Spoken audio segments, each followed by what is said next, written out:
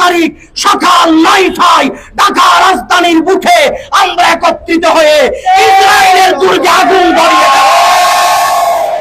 আমরা ঐক্যবদ্ধ হয়ে বিক্ষোভ সমাবেশে সৈয়দ হাসান আজহারীকে ধন্যবাদ জানাই, সকল শ্রেণীর মুসলমানকে ধন্যবাদ জানাই।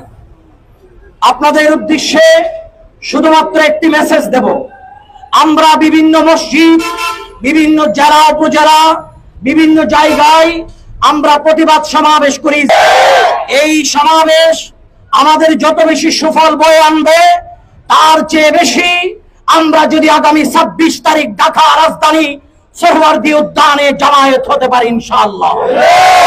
আমি আজকের এই বিক্ষোভ সমাবেশ থেকে প্রত্যেকের কাছে বিনয়ের আহ্বান জানাবো।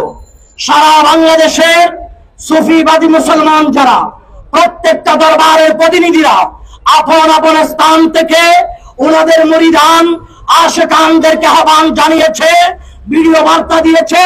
ওনারা নিজেরা আসবে, ওনাদের আহ্বানে সমস্ত মুসলমানেরা দল মত নির্বিশেষে আগামী ২৬ তারিখ সকাল ৯টায় ঢাকা রাজধানীর বুকে আমরা একত্রিত হয়ে ইসরায়েলের দুর্গে আগুন ধরিয়ে দেব। আমরা ঐক্যবদ্ধ হয়ে রাজধানীর বুকে জামায়াত হতে পারি, অনতি বিলম্বে বিশ্বের মানচিত্র থেকে ইসরায়েল নামে রাষ্ট্রের নামটা মুছে যাবে ইনশাআল্লাহ। সমস্ত মুসলমান নওজোয়ান যদি আমরা ২৬ তারিখ ঢাকা রাজধানীর বুকে যেতে পারি, সেই ফিলিস্তিন হবে সারা পৃথিবীর রাজধানী। সুতরাং আজকের এই বিক্ষোভ মিছিলে যত মসজিদ থেকে, যত জায়গা থেকে আমার তরুণ সমাজ, মুরব্বী সমাজ এসেছেন, সবাইকে আন্তরিকভাবে মোবারকবাদ, ধন্যবাদ জানাই এবং আহ্বান জানাই প্রত্যেকটা এলাকায় এলাকায় কমিটি গঠন করে, বিশেষ করে আপনাদের আশপাশে নেতৃবৃন্দ দায়িত্বে যারা, ওনাদের সাথে যোগাযোগ করে আপনারা বাস এবং রেল এবং নৌপথ যে কোনো মাধ্যমে ২৫ তারিখ রাত্রে ঢাকার উদ্দেশ্যে রওনা হওয়ার চেষ্টা করে এবং বিভিন্ন মসজিদের দায়িত্বশীল আছে, ওনাদের সাথে যোগাযোগ করবেন।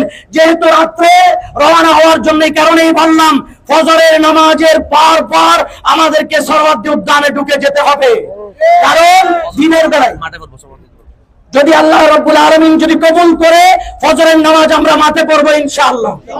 কারণ রাস্তাঘাটে ব্লক হয়ে যেতে পারে, জ্যাম হয়ে যেতে পারে।